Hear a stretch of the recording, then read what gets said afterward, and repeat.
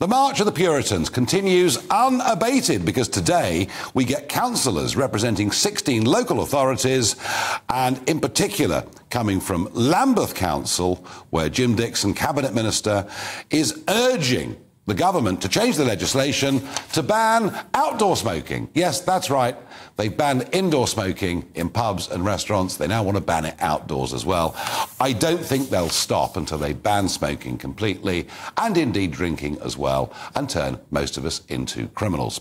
But today's news is that the government is going to ban disposable vapes. Number one, they say they cause a pollution problem if not disposed of correctly. And number two, they're arguing they're aimed at kids. And if you look at some of the flavours, there's cotton candy ice vape. This vape is strawberry ice cream. And this one is orange gummy bear. Well, the argument is, the anti-vaping argument is that these are targeted at youngsters.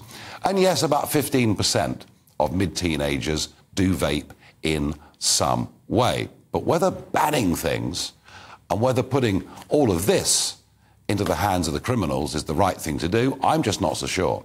Now, Francesco Moscone is Professor of Business Economics at Brunel University London and recently published in the British Journal of Healthcare Management an article saying that if adults switch from cigarettes to vaping, it could save the NHS a lot of money. So, Francesco, you're arguing in many ways that vaping can be a positive for society. Correct, Nigel, correct.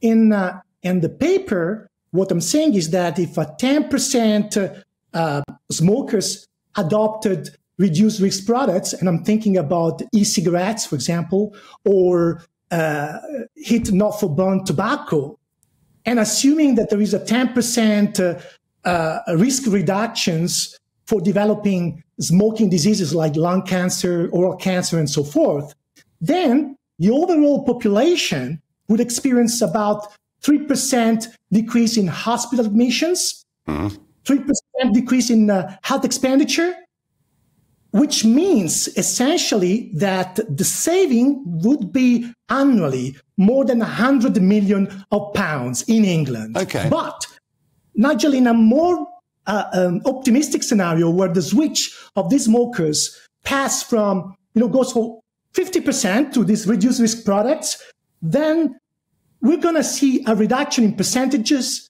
of 13%, of hospital admissions, 30% of health expenditure, which means that the actual saving in England annually will be more than £500 million of pounds. Well, Francesco, that is powerful as an argument. However, the counter-argument would be, you're talking about adult smokers.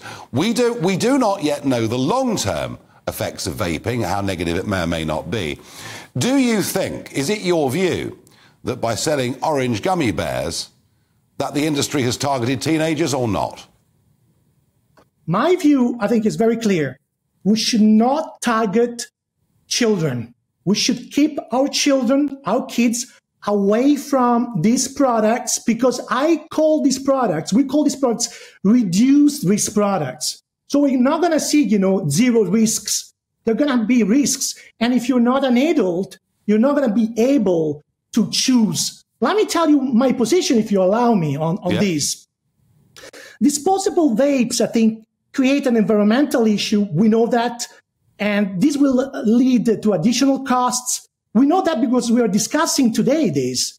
But if you ask me if I'm happy to ban products in general, as an economist, I would say, no, I'm not happy.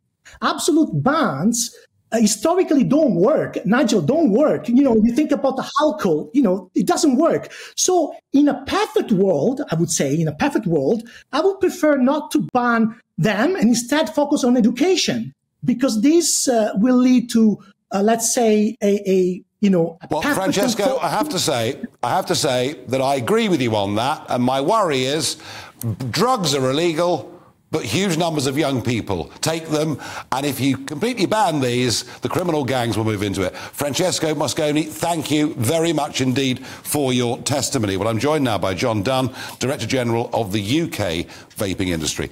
John, welcome to the programme. Thank you. Sir Chris Whitty has made it very clear that if smokers move to vaping, there is a reduced risk to their health. He says, though, if you're not a smoker, don't vape, but it is a useful way out. The worry, perhaps, that some people have got is it a way in to smoking, drug taking, whatever it may be? And, you know, let's be frank, orange gummy bears, that is, that's aimed at teenagers, isn't it? Well, I disagree with you on that, but I have to agree with Francesco, and even... But firstly, why do you disagree with me on that? Well, first of all, adults like flavours. And one of the things that happens when somebody moves away from smoking into vaping is they want to move away completely from the taste of tobacco, anything associated with that. And adults like flavours. I know people laugh at me, but I'm a gin fanatic. Nothing wrong with that. And I have a strawberry candy floss flavoured gin. You know, I like Haribo sweets. So adults do like these flavours. But what's really important here is to make sure that the products that are being sold are not being sold by vendors selling them to young people. And what we found is that there's a small minority of retailers that frankly don't care what they sell to whom. But the fines are very small. We had one retailer who was caught selling to a 14-year-old, and the fine was only £28. Now, that's ridiculous. So we want to see the fines to be a minimum of £10,000. Now, the government is doing that for cigarettes, they just announced, but why aren't they doing it for e-cigarettes in the same way? We're not going to object to it as an industry. In fact, it's our idea in the first place. The other thing we want to see is where these products are sold licensed. And that licensing, like alcohol, has to include robust age verification. Which at the moment is not, of course. Nothing is licensed, right? Yeah. So the products are licensed by MHRA, they're approved by them if they contain nicotine. But the stores that sell them are not. No. And we think that needs to change. OK. Rather as it is for alcohol or... Absolutely. Yeah, makes perfect sense to us. No, I get that. Clearly there's pressure coming on the vaping industry. This government will introduce this ban on disposables. This government, all these governments, love banning things. The argument is they're bad for the environment, but I guess that depends how you dispose. How worried are you that if we ban disposable vapes, that actually, and ban, you know, maybe even put more pressure through the World Health Organization on vaping as a whole, and they are talking about this. Do you worry this trade could be driven underground? Absolutely. You know, everybody is coming out against what the government is proposing to do. Action for Smoking on Health, for instance, who are the biggest health charity out there dealing with cancer, they don't want to see these products banned. The Trading Standards Institute have said they don't want to see it banned because they know that it will just create a bigger black market. Yeah. No, I think that's right. How big is vaping in the UK? If you include those illegal products, you're probably looking close to £3 billion. But as your previous speaker said, is also have to add on the savings to the healthcare industry.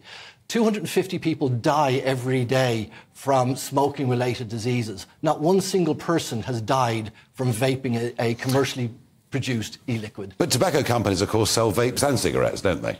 Some companies do, not all of them. But it's good to see them transitioning away from combustible cigarettes.